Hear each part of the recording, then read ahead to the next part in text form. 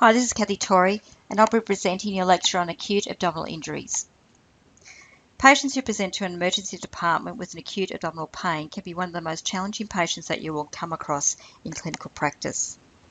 Diagnosis can be difficult due to the various disease processes of the abdominal organs and their structures.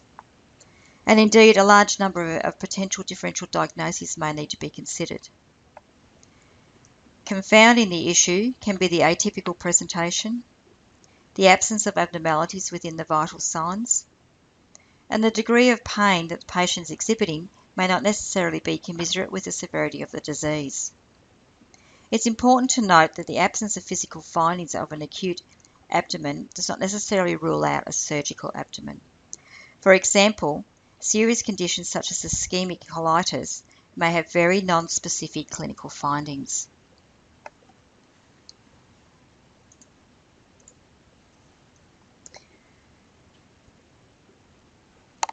As we have rather a lot to cover, I thought that I would actually break this lecture into three smaller parts. In the first part, we will review the abdominal anatomy and physiology and have a brief look at abdominal pain itself. Then I want to actually take you through the abdominal assessment, and finally we'll have a quick overview of the abdominal trauma management and a case study. References can be found on the final slide of these presentations, as will my email if you wish to clarify anything as we go. But firstly, what we need to actually do, or what you actually need to do, is to revise your anatomy and physiology. So straight off the top of your head, what I want you to actually do is I want you to pause and reflect and see if you can remember from your anatomy and physiology lectures what organs or structures can be found within the 4 quadrant. So by that, what organs or structures can be located in the right upper quadrant, the left upper quadrant, the right lower quadrant, and the left lower quadrant. You will have access to the slides, so you may be able to actually print this out or write it in your notebooks as to where you have found what. We'll give you a few minutes to do that.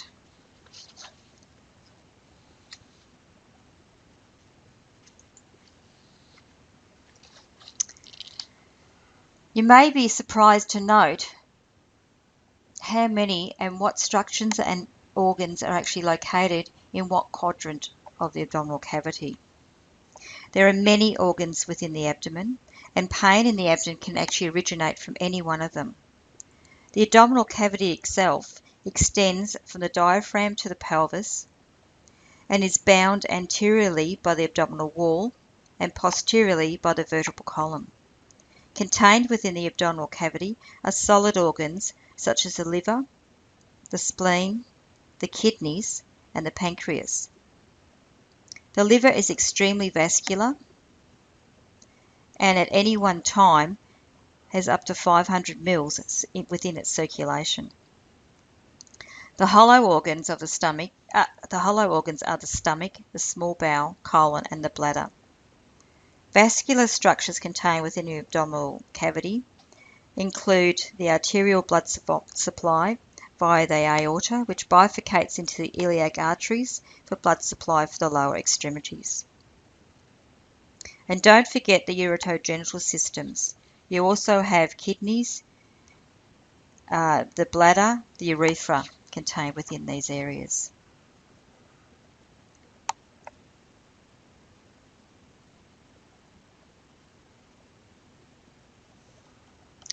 Abdominal pain can be produced by several mechanisms, including the stretching of or the tension on the gut wall, traction on the peritoneum, vigorous intestinal contractions or peristaltic movements, inflammation, ischemia, or sensory nerve irritation. Persistent pain can result from blood in the peritoneal cavity, organ perforation, ischemia, or inflammation. An intermittent cramping sensation may indicate the obstruction of a hollow organ, be it the stomach or the bowel.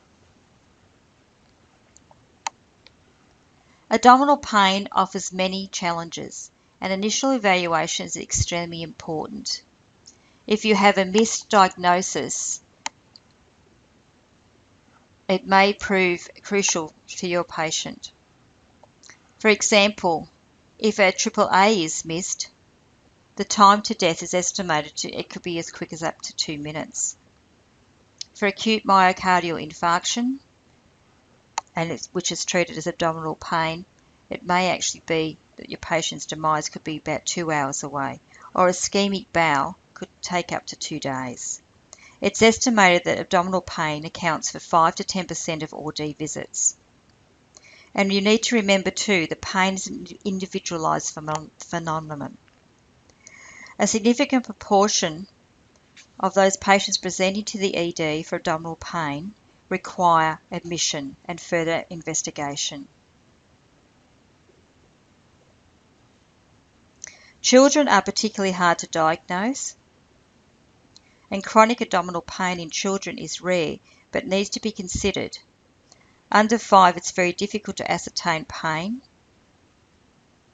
Over 5 are able to communicate their pain responses and may actually be able to give some kind of vague location as to where it is.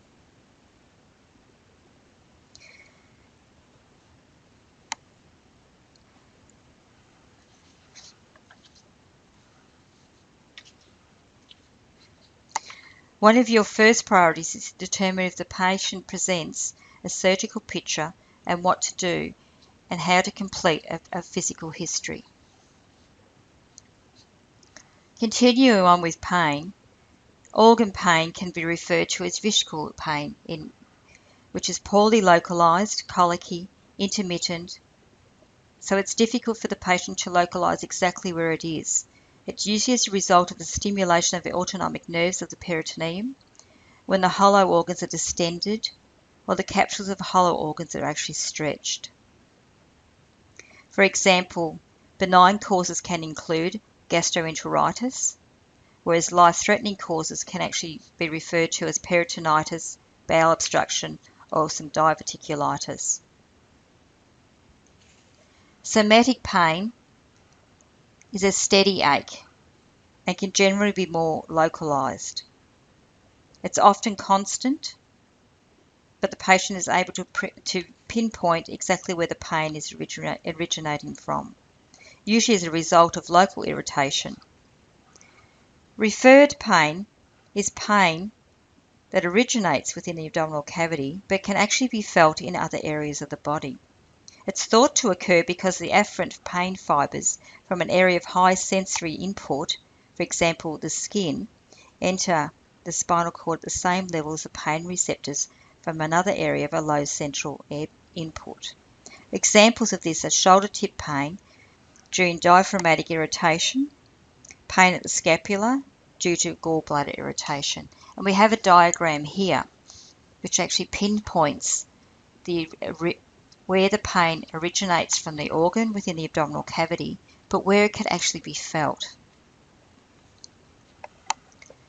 It's interesting to note that the appendix pain can actually be referred up higher than where it actually does sit, and pain from the gallbladder can actually be referred to shoulder tip pain as well.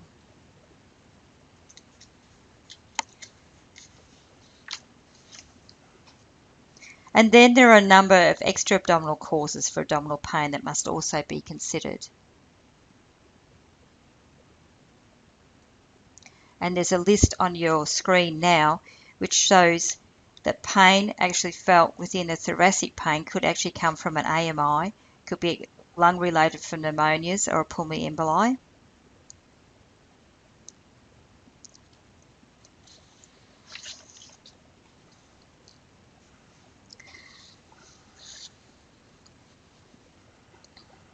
So what we'll move on with next will be the abdominal assessment, which will be part 2 of this 3 series for abdominal injuries and trauma assessment.